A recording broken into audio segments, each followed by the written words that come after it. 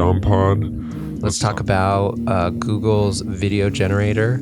It's AI generator called VO3. Just came out this week. You've probably seen tons of video clips circulating. They're very impressively high quality.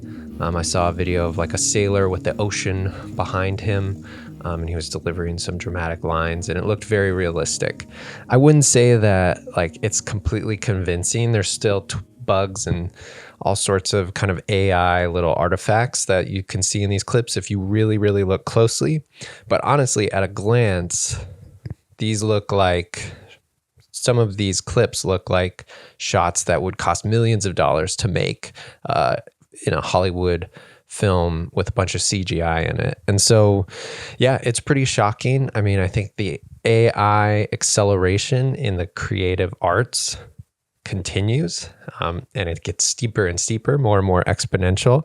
And I definitely think there is now more of a sense of panic, but you know, I got a sense that we would be here. So I'm not totally shocked, but you know, it's obviously, when you think about where we were 5 years ago, you know, it actually is pretty shocking. And so I just wanted to speculate on, you know, where I think filmmaking is going, where I think visual storytelling is going, how I think the value we place on aesthetics will change in this new era where AI can really offer us limitless high quality imagery and tweak it immediately in front of our very eyes to our liking. In some sense, there's a fear that this is a path towards further isolating us. And what I mean is, like, if the ability to create a movie now is drastically lowered and an AI model can generate a script and then turn that script into a movie in a day, which really is not that far away, then what's the point in spending hundreds of millions of dollars on a movie that you hope millions of people across the world go to see? It really kind of breaks that business model. It really breaks the way we think of films, how we finance films, how films are distributed, and honestly, how they're creatively positioned to appeal to large audiences. And so in some respects, this could be the first step towards personalized cinema, individualized, customized cinema. The selection for entertainment has drastically increased over the last decade. But now, if AI can really read your moods, anticipate where you are in your life, or you can just tell it, hey, like, I want to watch a movie that makes me feel this way, you won't have to flip through Netflix. AI can just make you that movie and you can watch it. And AI can make you a different movie to watch every single week.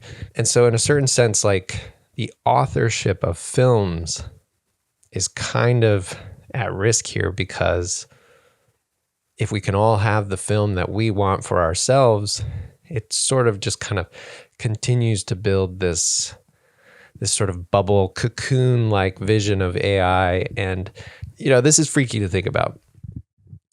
There's also the possibility that we reject this. There have been art movements in the past that have rejected artifice. They've rejected polished, mainstream, clean ways of thinking about art and packaging art. If you think about the Dada art movement, or you think about the punk rock scene, or you know, the Dogma 95 manifesto, Lars Voner, there have been great artists and great art movements that have rejected clean aesthetics.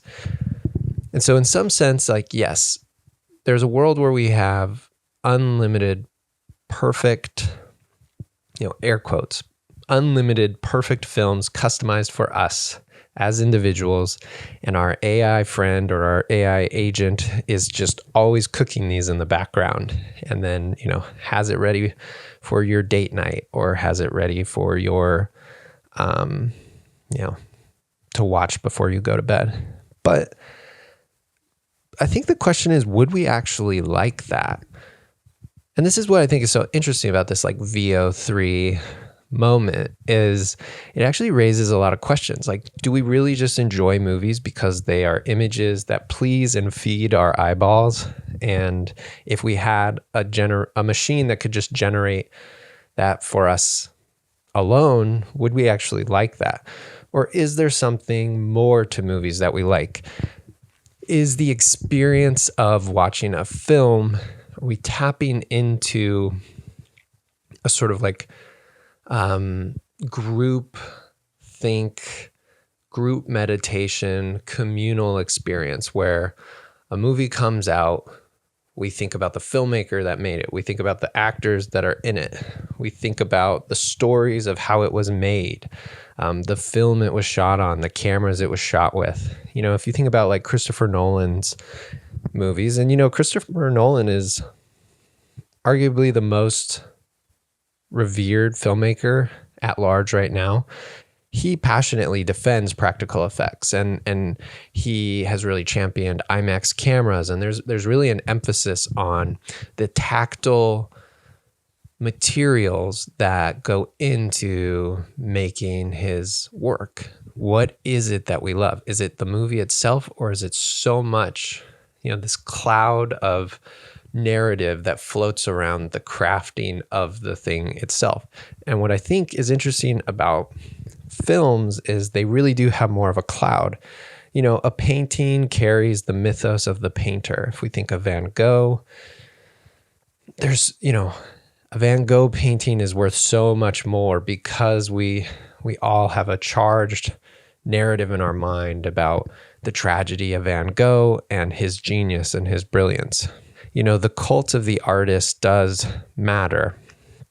And so if there's a, you know, an AI agent that's very depersonalized, that is specific to you, but the larger public doesn't have a relationship with them and is indifferent to the AI that made your film, are you going to enjoy watching that? Because are you invested in the opinions of the public?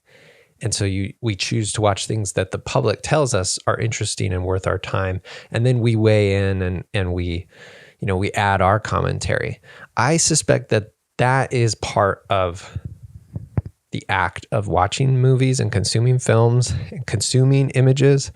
And I think that this moment where it looks like film and cinema could really get swallowed by the whale, and I mean like very soon, it might not be true. There might be more to the human practice of filmmaking than we realize. And there might even be a like resurgence in passion for films that are made by people by hand, even beyond Christopher Nolan. If you look at a filmmaker like Paul Thomas Anderson, he's always had kind of like an emphasis on his films being sort of like made by hand and sort of made in this kind of like hangout sort of way where he's in the room with the actors and he's experimenting with them. And these are performances really anchored in the body of real people. And so, yeah, filmmaking might start pushing back. Filmmaking might start nudging itself back towards theater in a way. And I think other art forms like theater might also see a resurgence, because at the end of the day, I think humans are going to still want to consume art made by humans. Sure, now you can get Die Hard 27 in the style of Studio Ghibli delivered to you by AI. But just because AI can make that, does that really make it as cool as we kind of think we might have used to think that would be? And I would argue no. Like, once you have an unlimited buffet of films that you can watch, but they're not made by humans, the value of those films will just drop drastically. We might be approaching a time where aesthetics are just totally reworked. And maybe that's a good thing, because if you look at our screen addicted society, aesthetics have really been the carrot that drives everything. Many of us have been addicted to Instagram for the last 10 years, or is it 20 years? I don't know. But yeah, we definitely live in a screen riddled world. And when that real estate can be filled with exactly what you want, made in an instant, when the supply is infinite, won't the demand go down? And maybe there will be an opportunity or even just a natural realignment in what arts humans are interested and invested in and want to spend time participating in. In the short term, if you work in the special effects industry, you're definitely sweating right now, because a team of thousands of people making a sequence for an action movie, that team is now going to be like 10 people. I don't know if it's that drastic, but I have a feeling it will be. Future Nintendo movies will be made in collaboration between AI and human artists, and that will just speed up the rate at which these things can be made. But there's still going to be very much a human hand on these big budget IPs. And the rollout of this storytelling might happen more rapidly because now, Illumination Studio can release a movie every 3 months instead of once a year. So like the pace at which these movies come out might increase, but Star Wars is kind of a canary in the coal mine for what AI could do to a lot of visual material, in the sense that the value of Star Wars has totally dropped. They announce a new Star Wars project and you really couldn't give a crap. I think that's true for almost everybody. But not that long ago, when I was a kid, when they teased a new Star Wars project, it was a huge deal. That poster where Anakin is casting the Darth Vader shadow, I cannot emphasize enough how big of a deal that was, and how often I was thinking about and wondering what that movie was going to be like and how they were going to connect the dots in that story. So once movies are unlimited, once perfect images are unlimited, I think the demand for them will drop. In another respect, like, this could be pushing filmmaking and arts in general back towards a really tactile and like medium or like material focused experience. And so vinyl never went away. Music streaming saved the music industry, but vinyl somehow had a resurgence. And there's something sort of spiritual, ritualistic about owning a vinyl of almost like a sculpture that represents your love and affection for an artist and for music. Maybe physical media is coming back in many respects, like cassettes are going to be a bigger deal. I personally love watching VHSs. There's something I can't describe about it, but it's calming to me. And the way we make films might drastically change.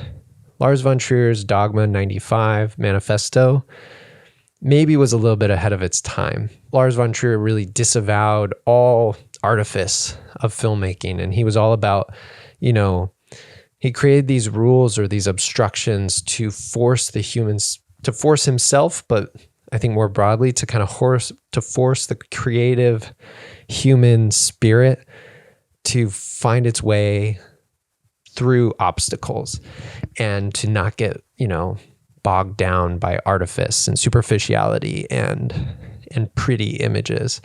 And so his Dogma 95 films were really interesting. He didn't make very many of them. And arguably his most interesting films are actually the most aesthetically polished. If we think about Melancholia, Nymphomaniac, or Antichrist, this era of his films is maybe his most well-known films and his most aesthetically loaded films. But, the Dogma 95 manifesto now kind of makes a lot of sense. We're going to see young filmmakers bragging that this film contains no AI. That you're going to see that, I'm sure. The music you're about to hear or the film you're about to watch or the TV show that you're about to view was made entirely by humans without the use of AI. That's going to be like a bragging right. And I like that. I think that could be cool.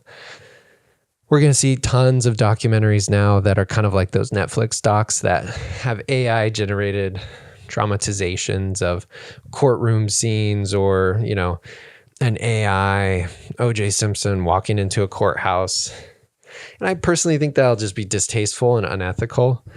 Not that different than, like the hologram of Tupac at Coachella. There's going to be an interest, and I think an excitement for documentaries that go out in the world and are captured with handheld cameras or lo-fi cameras or old cameras. I think people are going to shoot stuff on tape again. There's going to be like an emphasis on like real artifacts, real material, imperfections, film grain. I imagine young people are going to be even more obsessed with analog film. Now that with the snap of a finger, you can make an image that looks like a 35 millimeter shot. But now the question is going to be, did you actually shoot that on 35 millimeter? But I also could be wrong. The appeal of this imagery could just be so satisfying and so high that we really just leave behind a lot of these antiquated ways of movie making and image making and embrace the AI world. I suspect it's going to be a little bit of both. Another thing that's interesting that's happening in this moment, and it was just announced this week, is the famous designer that worked with Steve Jobs at Apple designing Apple products. He's now working with Sam Altman to create physical products that will sort of house OpenAI. What's interesting about this announcement is they haven't really described what these objects will be. And I think what's exciting is we live in a world that's so screen dominated. Aesthetics have been hard to create in the past, but so desired. And screens started to pop up in more and more places. And so there was a demand to fill that visual real estate with high quality imagery. And now, screens are everywhere. We're all addicted to them. There's just a sense of dissatisfaction I think so many of us have. And so there is this possibility that we could be entering a time where once we know that we could have anything we wanted to see on a screen in front of us, we actually will just reject the screen altogether. And we could be finally entering an era of technology that either overlays a digital experience on our experience of the real world. And so maybe that's glasses, where it's sort of an enhanced experience of reality. Or there could be this era, sort of like in the movie Her, where there's an audio-driven device. And so it's hard to know exactly where this is going, but we might be entering an era where we could finally be liberated from the tyranny of the eye, the tyranny of the screen. And if you imagine a world where like AI is just fully woven into your everyday life, that life could look like you putting a pin, or, although the humane pin famously flopped, but I think the idea itself is still appealing. This idea of a pin that can scan the world around you, or a combination of a pin and a watch and an earpiece, and those sort of collecting data about your everyday experience, feeding it to your personalized AI agent or your AI companion, and then you conversing with that AI throughout the day as you go for a run, as you go for a trip with your loved ones or your friends, as you cook a meal. That AI could be coaching you and teaching you and help collaborating with you to enhance your experience, to optimize your health, and to enhance your happiness. And so that's actually kind of a cool thing. And then that AI could also be helping you be very intentional about your media diet. And I think intentionality is something that I think will actually maybe start to peak in the future, because we will have AI that knows us better than we know ourselves, helping us make decisions as to what we eat, what we do with our time, what we consume in the form of media, or what we watch with our eyeballs. And that AI might be leading us towards more fulfilling decisions. And those decisions could be, hey, I want to watch the latest documentary that was made by that auteur that is real. Those decisions could be like, hey, I want to see that AI porn, like put on my haptic suit. I'm going into AI slop porn land for an hour. I think it's going to be a little bit of both.